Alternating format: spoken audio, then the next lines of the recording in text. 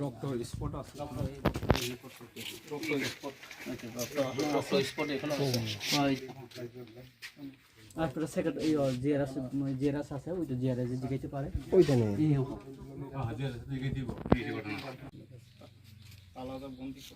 বেশি তালা বন্দি করছিল আমরা ভিতরে আছিলাম আপনার তালা দেলাইছে আমি সেক্রেটারি আমরা দুজন ভিতরে আছি আমার নাম জুটন মোহাম্মদ আছে আচ্ছা জুটন মোহাম্মদ আর পঞ্চায়েত সেক্রেটারি ইয়ার খান ইয়ার খান ওই একটু পরে মমিন কাছে ওকে কি কোনো ঘটনা হইছিল না ঘটনা হচ্ছিল যে আমরা তো ভিতরে আছিলাম মানে এমনি দেখছি না কিছুতে পরে একবার আমি দেখছি আগে আইছিল দিয়ে জানালা সাইডে দিয়ে আমি ভিতর থেকে দেখছিলাম আর কি তাই কি রক্ত ঝরতেছে দেখছেন না এই সময় না এই সময় ভালো তারপরে হঠাৎ করে মানে মেশিন এই পুলিশ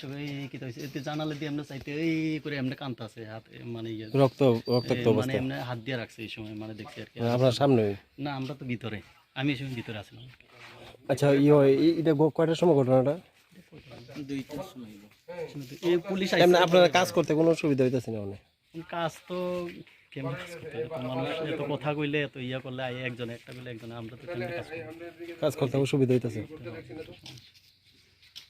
কালকে কতজন আইছিল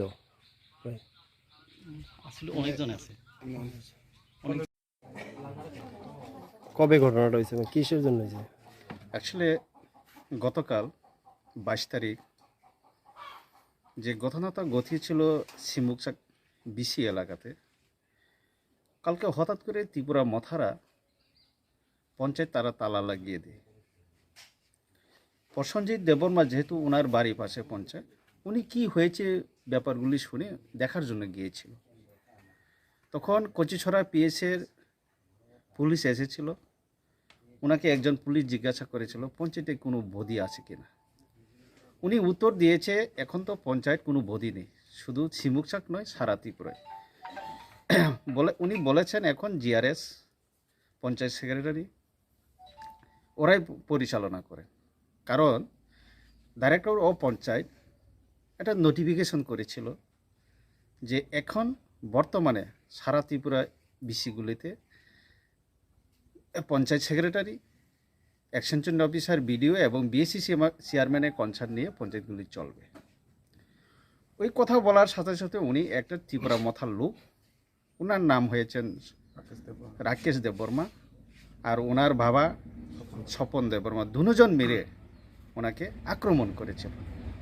আক্রমণের সাথে সাথেই ওনার রক্ত এসে গিয়েছে অজ্ঞান অবস্থায় উনি মাটিতে পড়ে যায় ওনার জন্য আজকে আমরা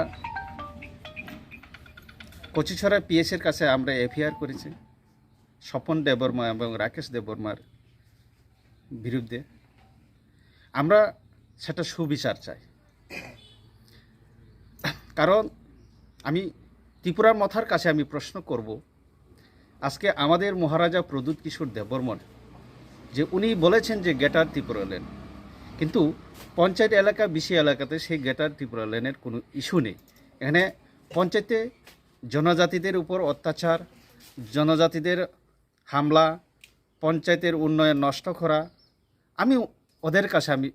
প্রশ্ন করতে চাই এই প্রশ্ন উত্তর আমরা পাইতে চাই এইভাবে কি ত্রিপুরা জনজাতিরা কি উন্নয়ন হবে পঞ্চায়েত দখল করে পঞ্চায়েত তালা মেরে উন্নয়নকে বাধা করে মানুষকে ধ্বংস করে এটাই কি তারা থানচার অর্থ এটা আমি তাদের কাছে আমি প্রশ্ন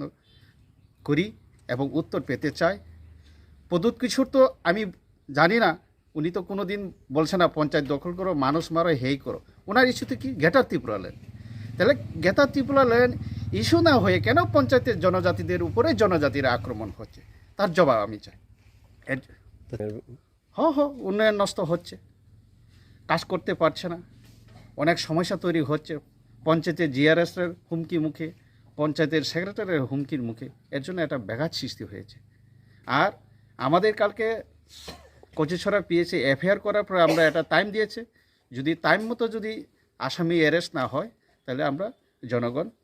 চূড়ান্ত সিদ্ধান্ত নেব।